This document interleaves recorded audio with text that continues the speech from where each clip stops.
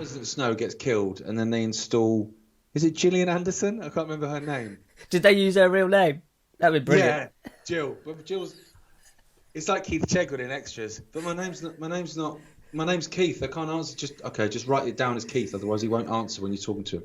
Can I Google who Gillian Anderson's character? Just call her. Maybe that's it. Scully.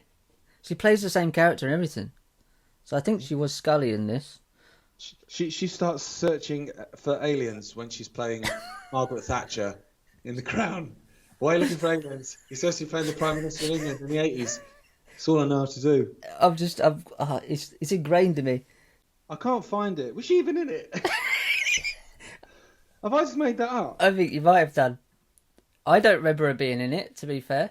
She got shot. Who am I getting confused with then? I genuinely don't know. Oh, Lenny Kravitz.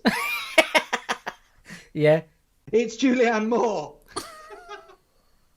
They look the same, don't they? They really do, actually. I can see how you've done that. Julianne Moore was a stunning looking woman. Yeah, well, she did. Well, so she is. She got shot by Katniss Everdeen, She got shot by, yeah. Well, she got pissed off, hung herself because everyone thought she was Gillian Anderson. Yeah.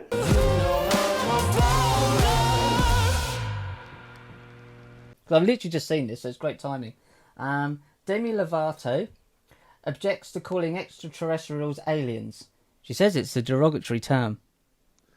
Is she... She's a pronoun junkie, ain't she? Yeah, she's definitely a junkie, but yeah, I'd say so. I call them ETs, she said. I don't give a fuck. No. Yeah, but that's still... Yeah, okay. So that's what she's coming out with now. So Demi Lovato recently objected to calling extraterrestrials aliens. I'm sure that... Have you asked any? And prefers to call them ETs instead. In an interview... They like being called aliens. Well, maybe they do. Maybe they absolutely love it. Maybe they just think that separates us from you fucking idiots down there. Demonic. It is demonic. This whole thing is demonic, and face masks are demonic. So I'll read you a little bit of the article. So it's Greta Thunberg has made the ultimate sacrifice. That's in the first line. To fucking Baphomet. That's literally in the first line of this. So guys, if you're not understanding where this is coming from, please understand this is a satanic cult that you're looking at here. So, and these are different various arms of it. But this is the Extinction Rebellion climate change arm, which will just switch out from the COVID when that's kind of finally fizzled out. So Greta Thunberg has made the ultimate sacrifice for The Guardian. The Guardian, by the way, is part funded by Bill Gates. She's allowed us to turn her into a human oil spillage. Right? The treacly black stuff is dripping from her hair, down her nose, past her cheeks, face cheeks, onto her neck and shoulders. That even got her upside down. Just have a shower, you're fine. When you say cheeks, which ones do you mean? Because I don't want it dripping down that way and up the other end. I'd rather top to bottom, please. Down, down, down. It drips. Honest to God, I don't even want to read this, to be honest. This is literally what they've written in The Guardian. How much for creep do you have to write? Down, down, down it drips. By the time we speak on Zoom, a day later, she has just about got herself cleaned up. It's taken her a day. My mum's old mate Colin is a fucking mechanic. He was covered in oil on a daily basis. He was always clean by the time we got in the pub. Yeah, she's not a Colin. She definitely... Is that Colin? Apparently you know about getting oil off. Oh, that's not oil, that's graphene oxide. Oh, right. Oh, fuck. So I drop the car off there at about 7 in the morning and then run home from there. That's part of my morning routine. Run home from there and then carry on working. And then he'll phone me and I'll go and pick up the car later on. So I dropped the car off about 7 in the morning. It was fucking mental, right? It's a battle to try and get in because the garage uses the same forecourt to then get into the sort of garage bit rather than the fuel bit. So he phoned me a few hours later. He was like, car's ready. So I had to run down. And he said to me, he goes, the fucking idiot's still outside queuing. I went, yeah, there's fucking still queuing down the road. He was like, fucking idiots. So he had to help me get out of there in the car by like stopping things. And then he said to this lady who's on the forecourt working there, who's trying to direct traffic, he was like, what the fuck? She was like, I know, we're having a nightmare trying to get a fuel truck in. You can't make it up, can you? Yeah. So it's like you're queuing down the road because you've been told there's a fuel shortage and you're blocking the fuel tanker getting in to fill up the fuel that you're worried about running out. Yeah. Argument. Well, yeah, because that's how easy it is to cause carnage. But it's brilliant that why would you want to, one, go in the Vatican? You're lucky to come out, quite frankly. So the Vatican staff, including the most senior members of the Catholic Church, of course it isn't, who choose not to fulfil their moral duty of getting vaccinated against COVID, will be forced to undergo a regular testing regime or will be refused work. How do you work at a How do you? I just find that odd. Like, do you just do interview with Jesus? Like, is it Jesus? You get Jesus. We've got another one. There's a Jesus is on the phone again. Why? He just wants to know he wants to know your P45s in the post. Why? What have I done? Well, you didn't got vaccinated. Did Jesus send that? I can't look at them without thinking they're just the Volturi. Yeah. They are. If you actually get in there, that's probably why they want a vaccine fucking certificate, because they want to. I don't want there to be any COVID in the blood I'm drinking. Yeah, sorry. We had a guest pull out, really, and so I've just fucking panic. Right. How old is Prince Andrew? He's 50s, isn't he? Or is he 60s now? Prince Andrew? Prince Andrew, yeah. Yeah, I would say in his 50s. Would he be 50s? Late 50s? But what I find funny is he's in his 50s, right? He's got more money than sense. And yet when shit happens, he still runs back to his mum's house. Sweating? Yeah. Because he hasn't. He's gone back to his mum's house. Has he really? Yeah, yes, yeah. All right. Amazing. Mum. Oh, Mum, back again. Trouble for shagging again. Yeah. Where's Dad? He's dead. I told you last week he's dead. Really? Can we not just pop his soul in another body like we did last time? God, what soul? What body's that one going in next, do you reckon? Probably a Greta point too. I reckon. Jesus. Be a 48-year-old midget.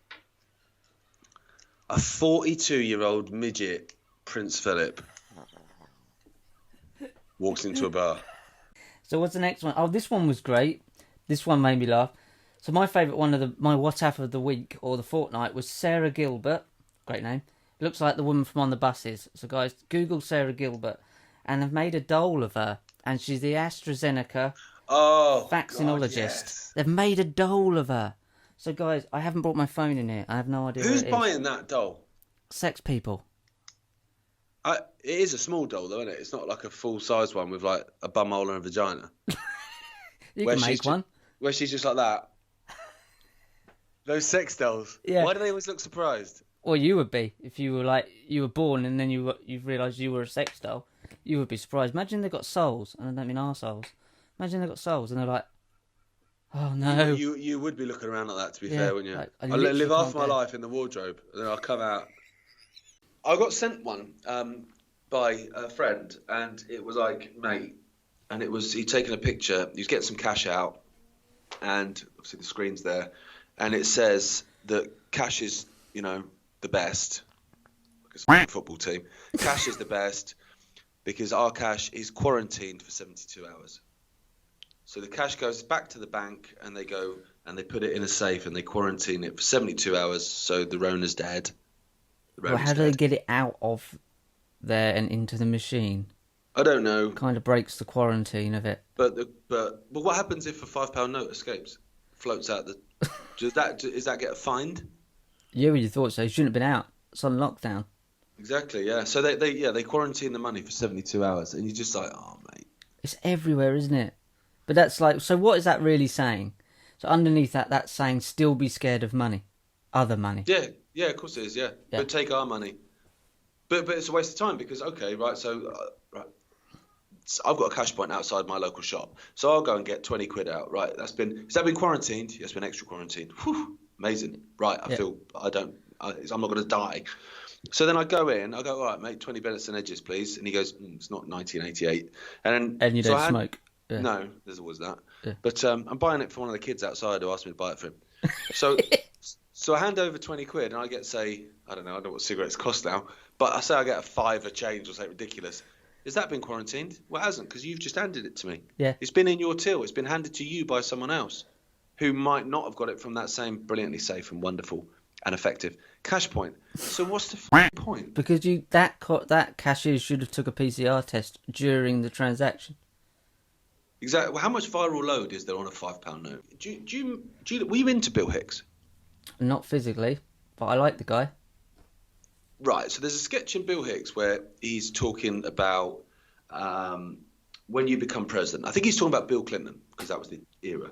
When you become president, it doesn't matter what you said on the campaign trail. It doesn't matter whether you're a decent person or not. Anyway, it's irrelevant because when you come in, they basically take you to a dark room, and there's like the smoking guy from the X-Files is there and says, "Roll the film." And so they roll the film, and it's Kennedy getting shot, but from a totally different angle, Right. to show you who did it. Yeah. And then the film ends, and the guy goes, "Any questions?" And the president goes, "Just what my agenda is." Yeah. Right. I feel like, has that happened with Eamon Holmes? Because he was really outspoken. He was, yeah. He spoke about the 5G stuff, and then when people said, "Well, you can't talk about that," he's like, "Yeah, but they would say that." And he was kind of a little bit on, and then all of a sudden now, no, and I've got the Rona, and I'm double jabbed, and I'm this, and I'm that. And it's almost like, has he had that phone call? Eamon, look out your window. You see that? Yeah. See that red dot on your head? Yeah. You know. Yep. I got Rona. But waiting on the shelves of a bookshop near you to replace them is a whole raft of suitably woke literature for children, ranging from feminist fairy tales to tombs teaching young people about white privilege and subverting gender roles. This is the kids. Waterstones, for instance, is currently displaying books such as How to Be a Better White Person. Oh, off. Gender swapped fairy tales. Could you imagine a book So called what How is to Be a that? Better Black Person? What are we fucking doing? Little Red Riding Knob. I mean, what do you mean gender swaps? Phallus in Wonderland. That's amazing. Yeah, it's pretty good, isn't it? I think I've seen Brilliant. it. Yeah. Brilliant. That's probably a film. I have possibly seen the that top one. shelf I'm just saying. blockbuster video. Yeah, with natural born voyeurs and shaving Ryan's private.